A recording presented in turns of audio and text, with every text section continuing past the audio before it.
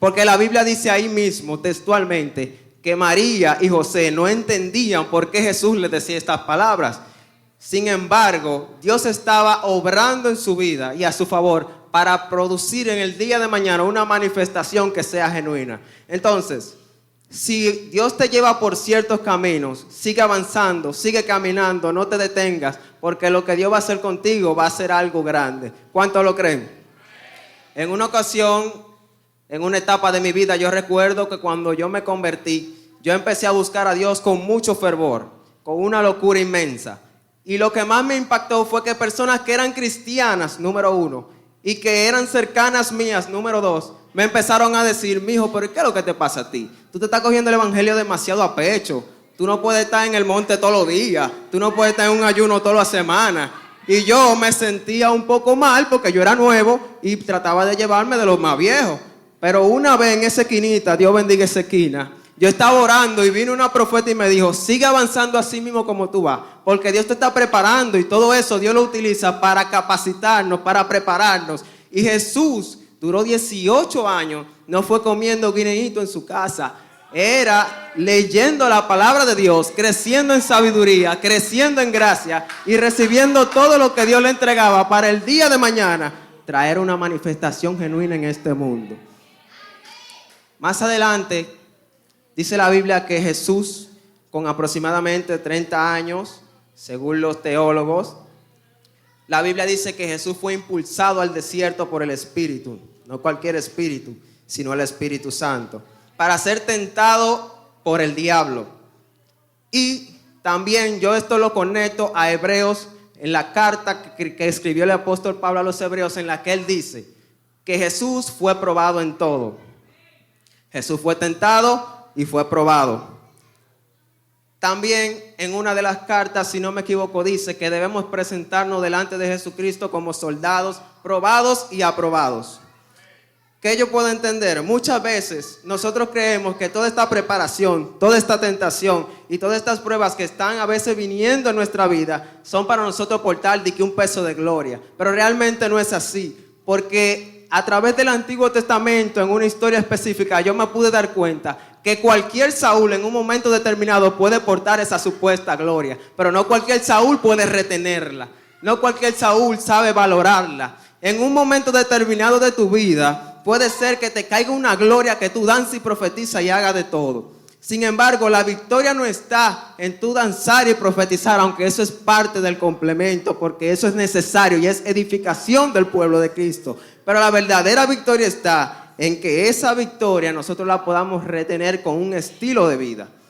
Escucha bien, profetizar, danzar, hablar en lengua son manifestaciones del Espíritu Santo. Pero a pesar de que son manifestaciones genuinas de parte de Dios, Dios necesita que tu vida sea genuina primeramente.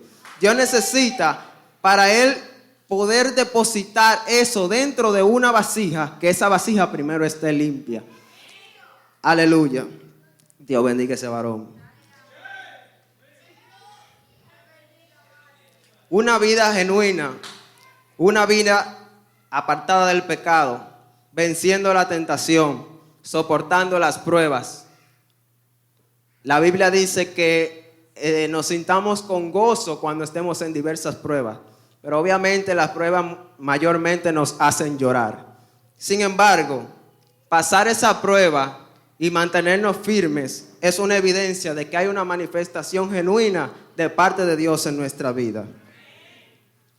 Entrando ya en materia del versículo, dice: y recorrió Jesús toda Galilea. Yo digo, Señor, ¿por qué de tantas ciudades, de tantos pueblos, de tantos callejones que quizá tenía Israel, tú lo mandas primero a Galilea?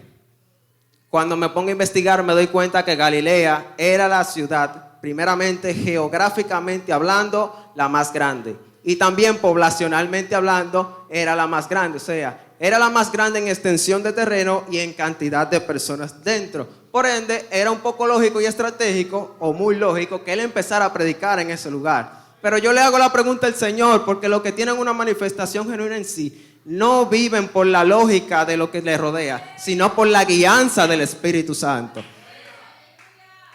El Señor me daba a entender que hay personas que ya fueron probadas, capacitadas, vencieron al diablo, le mocharon la cabeza, hicieron de todo. Fueron al desierto 40 días y bajaron en el poder del Espíritu. Pero ¿qué pasa? La Biblia no dice que Jesús fue a la mitad de Galilea ni al 25%, sino que Él fue a toda Galilea. Y esas personas que ya han sido probadas y capacitadas por el Señor, el Espíritu de Dios los está empujando a recorrer toda Galilea. Pero ellos están detenidos porque le tienen miedo al tamaño de Galilea. Y yo te quiero decir en esta hora que el que te llamó es mayor que Galilea. El que depositó la promesa en ti es mayor que las dificultades que estén delante de ti.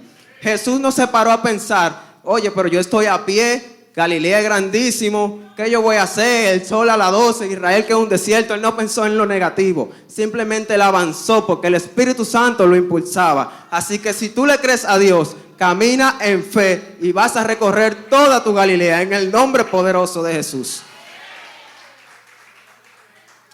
La Biblia dice, luego de la coma en ese mismo versículo, enseñando en las sinagogas de ellos. Por lo general, el creyente, no de esta iglesia, sino del mundo entero, piensa que hablar en lengua, danzar, sentir el correntazo es ser libre. Y muchas veces hay personas que vienen a la iglesia que yo lo he visto con mis ojos y que le he ministrado yo liberación y yo lo veo a la semana descarriado. Porque el asunto está en que no es que tú sientas una liberación de parte de Dios y que se efectúe. El asunto está en conocer la verdad y permanecer en ella. Por eso la Biblia dice, y conoceréis la verdad, y la verdad os hará libre. También la Biblia dice que al que el Hijo del Hombre libertare, será verdaderamente libre. ¿Y por qué es verdaderamente libre? Bueno, porque el que lo está libertando es la verdad, es el camino y es la vida. Por ende, si tú tienes la verdad dentro de ti, primero es necesario que tú permanezcas en ella y que luego des una manifestación genuina en el entorno en el que te estás moviendo. La Biblia habla enseñando en las sinagogas de ellos. Dios me daba como un pequeño paréntesis en cuanto a la importancia de la enseñanza. Voy a decir esto, escuchen bien. La enseñanza es muy, pero muy importante y Dios me dio unos cortos puntos en cuanto a esto. Pero quiero aclarar, no tiene que ser necesariamente eso aquí. ¿Por qué? Porque yo soy testigo de que aquí la enseñanza se prioriza. Aquí la enseñanza se le da el valor y la postura que debe de tener.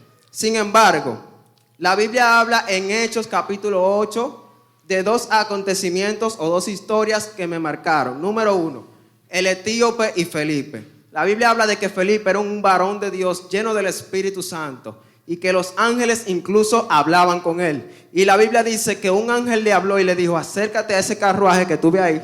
Lo importante es que textualmente la Biblia dice que Felipe se le acercó y le hizo una pregunta. Él le dijo, ¿tú entiendes lo que lees? Y él le dijo, ¿cómo voy a entender si alguien no me lo enseña? Luego la Biblia relata que Felipe lo bautiza y es transportado de un lugar a otro. ¿Qué Dios me enseñó a través de esto? Dios está dispuesto a traer al mundo físico cualquier manifestación genuina con tal de la salvación de un alma a través de la enseñanza. El Espíritu Santo movió un ángel. El Espíritu Santo, luego dice la Biblia que Felipe caminó largos kilómetros. Y más adelante la Biblia dice que luego que lo bautiza es traspuesto de un lugar a otro. Son manifestaciones genuinas, potentes y maravillosas de parte de Dios, con tal de dar una enseñanza genuina. La Biblia habla de Simón, no el sonidita, sino Simón el mago. La Biblia dice que él lo tenían en el pueblo como un grande. ¿Cómo así? Él tenía a todo el mundo engañado. Todo el mundo creía que él era un semidios, una cosa así, porque la gente veía ciertas manifestaciones. Pero escucha bien, la Biblia dice que él ejercía la magia. Pero tú no puedes ejercer absolutamente nada si primero no te es enseñado. Porque todos los que estamos en universidades estamos recibiendo enseñanza para un día ejercer la carrera. Por ende, si él ejercía la magia, él fue enseñado por alguien, o él fue enseñado por un ente espiritual, o él fue enseñado por una persona física, o por él mismo, pero él fue enseñado. Y Dios me daba a entender, en los últimos tiempos hay demasiados enseñadores falsos. Personas que son falsos profetas que andan apostatando la fe. Por eso tenemos que siempre priorizar la lectura de la palabra. Y no solamente leerla, sino escudriñarla. Porque están apareciendo muchas doctrinas de demonios y muchas personas que están diciendo que son ciertos grandes y son Simones el mago enseñando el mal camino. Cuando yo investigo en el latín, etimológicamente hablando, la palabra enseñar se pronuncia insignare y la palabra engañar, inganare. Y no es coincidencia para mí que las dos se escriban parecido y que se pronuncien parecido. Porque enseñar es mostrar el camino correcto, pero engañar no es más que enseñar un camino incorrecto. ¿Cuántos bendicen al Señor? Aleluya. Aquel joven de que te hablé al principio, Dios lo ha procesado de muchas maneras. Y hay muchos tipos de procesos. Hay procesos dolorosos, procesos de tristeza, de escasez, etcétera, etcétera. Pero yo quiero que en el día de hoy tú te vayas con esta palabra. Y es que de cada etapa o proceso que tú puedas vivir, tú trates de aprender o sacar una enseñanza. Trata de identificar qué el maestro te está enseñando. No el maestro físico, sino el maestro espiritual, que es Jesús. ¿Por qué? Porque la Biblia dice que Jesús enseñaba en la sinagoga de ellos. Pero ese mismo Jesús sigue enseñando el día de hoy, pero no en sinagogas, sino a través de los procesos que tú puedes estar viviendo. Independientemente de lo que estés viviendo, trata de humillarte delante de Dios y pedir al Dios que te abra los ojos y que te enseñe qué tú puedes sacar, que sea beneficioso de ahí. Porque a los que aman a Dios, todas las cosas le ayudan a bien. Y algo que me gustó mucho que me decía el Señor es que a través no solamente de los procesos, sino de los momentos de paz y de gozo, podemos sacar una enseñanza. Y no solamente eso, lo lindo está en que cuando tú tengas ese montón, esa acumulación de enseñanzas a través de experiencias vividas, obviamente, ese va a ser exactamente el material, la materia prima que el Espíritu Santo va a utilizar para luego enseñar a otros, para luego traer una manifestación genuina dentro de ti y a través de ti. Por ende, yo entiendo que nada de lo que podemos estar pasando es en vano, sino que todo tiene un propósito y que todo es necesario. El apóstol Pablo decía, yo no golpeo al aire, yo sé a quién yo estoy golpeando, yo sé lo que yo estoy manifestando, yo sé que mi manifestación es genuina, porque los golpes que tengo en mi cuerpo son la evidencia de que, ay Dios mío, tú eres santo, Padre, son las marcas de Jesucristo que están en él. Y eso es una manifestación genuina de parte de Dios. Dice, y predicando el evangelio del reino. A veces pensamos que predicar es solamente tomar este micrófono, un megáfono y empezar a vocear por ahí que Cristo ama a todo el mundo. Eso no está mal, porque a muchas personas Dios lo llama a eso y no es un trabajo fácil, tiene recompensa. Pero analizando la vida de Jesús, Él no solamente predicaba de esa manera, también Él manifestaba el reino de los cielos. Él levantaba muertos, Él sanaba enfermos y eso es impactante. Pero a veces no se le da el nivel de importancia a algo que para mí es mucho más impactante. Y es que Jesús, al que venía llorando delante de él con una culpa, sabiendo que debía morir, le decía, levántate y no peques más. O sea, que él manifestaba de manera genuina el reino de los cielos a través del amor y el perdón. Tú y yo estamos aquí por cosas que van más allá. Tú y yo estamos aquí por cosas que no se pueden ni siquiera palpar, por cosas que no se pueden tocar, con cosas que no se pueden ver, pero sí se pueden manifestar. Aquellas cosas, por mencionarte algunas, son el amor, el perdón, la bondad, la paz, la verdad, la justicia, misericordia, los frutos del Espíritu Santo, la fe, la esperanza y todo lo que usted puede imaginar que sea abstracto. No se puede tocar, pero se puede manifestar. Entonces yo te invito al día de hoy a que lo manifieste de manera genuina. Por eso la Biblia dice que el amor sea sin fingimiento, que nos amemos como, aleluya, como hermanos. Dios le bendiga. Dios le bendiga. Hay un versículo que impactó mucho mi vida y me sigue impactando en 1 de Timoteo capítulo 3 versículo 16. Dice: e indiscutiblemente grande es el misterio de la piedad. Dios fue manifestado en carne, justificado en el Espíritu, visto por los ángeles, predicado a los gentiles, creído en el mundo y recibido arriba en gloria. Sabes que yo puedo entender a través de estos versículos que todo lo que nosotros manifestamos en carne primero tiene una justificación en el Espíritu. Si te fijas, la E es con E mayúscula, o sea que se está tratando del Espíritu Santo, quien es el que da testimonio de que somos hijos de Dios. El hecho de que tú manifiestes a Dios en esta tierra, en lo físico, o como dice aquí, una manifestación en carne, se debe primeramente a una manifestación en el mundo espiritual, a la cual el versículo llama justificación en el Espíritu. Permíteme desglosarte un poco esto. La justificación en el Espíritu habla de posición en el mundo espiritual, porque antes estábamos injustificados delante de Dios, pero por medio de la redención somos justificados en Él.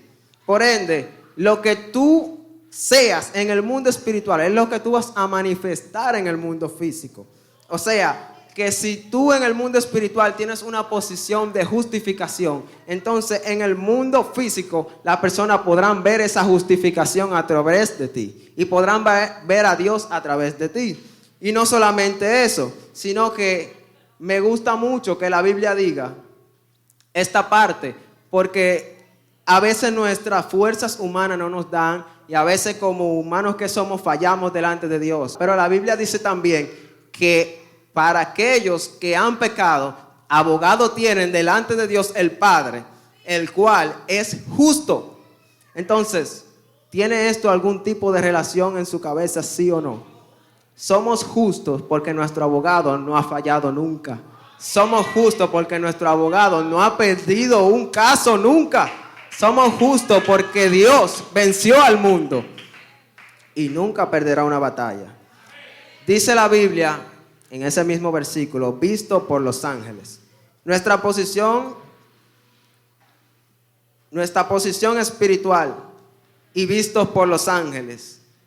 Es decir, que los ángeles en el mundo espiritual, primero Dios lo va a enviar a que te entreguen una victoria, pero ellos no se van a ir. Ellos se van a quedar ahí para ser los primeros testigos oculares de que Dios va a manifestar genuinamente esa victoria aquí en la tierra.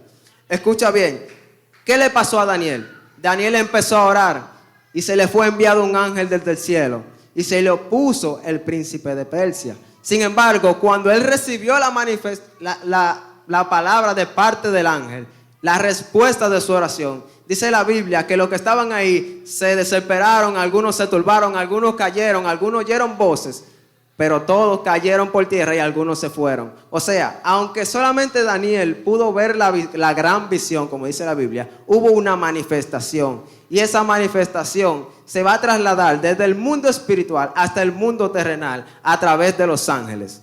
La Biblia dice, visto por los ángeles. Aquellos ángeles que sirvieron a Jesús en una ocasión en el Getsemaní, cuando él lloraba, que dice la Biblia que vinieron y le servían y le consolaban. Aquellos ángeles que pueden andar contigo si tú tienes fe, si tú lo crees. Yo lo creo que los ángeles acampan alrededor de los que le temen y los defienden. Aleluya. Y sanando toda enfermedad y toda dolencia en el pueblo. Este versículo lo quiero tomar de la siguiente manera. La Biblia dice que él sanaba toda enfermedad. Y esto está textualmente así. Jesús sanaba leprosos, enfermos, etcétera, etcétera. Pero dice, y sanando toda dolencia en el pueblo. Cuando nos vamos a dolencia, de una vez pensamos en una dolencia física. Pero si ya él menciona la palabra enfermedades, entonces él me está tratando a mí de decir que hay otro tipo de dolencias. A veces yo escucho un programa de un psiquiatra muy inteligente que tiene muchos años ejerciendo esa profesión, y él dice que en lo único que todos los psiquiatras en el mundo están de acuerdo es que no hay un dolor más doloroso que el dolor del alma. Hay dolencias que están en el interior que nadie las puede ver, pero Jesús sí las puede ver. Hay dolencias dentro de muchas personas, hay heridas que Jesús las puede sanar y las quiere sanar. Escucha bien, yo quiero hoy en el día de hoy declarar en alguien que cuando estés en tristeza, el Señor se te va a manifestar como tu consolador. Que cuando estés en escasez, Él se te va a manifestar como se le manifestó a Abraham, como un proveedor. Que cuando estés en enfermedad, Él se te va a manifestar como tu sanador. Que cuando estés en soledad, Él va a ser tu compañía. Que cuando te sientas en debilidad, Él va a manifestar nuevas fuerzas para que puedas avanzar. La Biblia dice que Agar fue despachada de su casa porque ella tuvo un chimoteo con la esposa genuina de...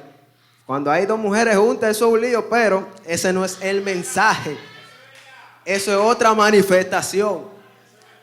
Y dice que ella tuvo a Ismael y cuando fue despachada, la Biblia dice que ella soltó el niño por un lado y que se fue por otro lado y que de repente Jesús, o mejor dicho Dios, escuchó la voz del niño.